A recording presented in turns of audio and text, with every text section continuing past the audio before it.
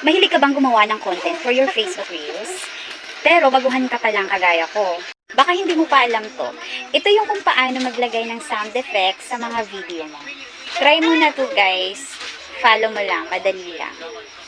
Punta ka lang guys sa Chrome, tapos search mo sa search bar, myinstants.com. Yan. Tapos search mo. Ayan na yung mga lalabas. Pindutin lang ang mga button. Try natin Anime Wow. Tapos itong baby laughing. Tapos kung paano i-download, pindutin lamang ang pangalan ng sound effects. Ayan, close mo lang yung ads. Scroll down. Download MP3. Download again. And then okay na.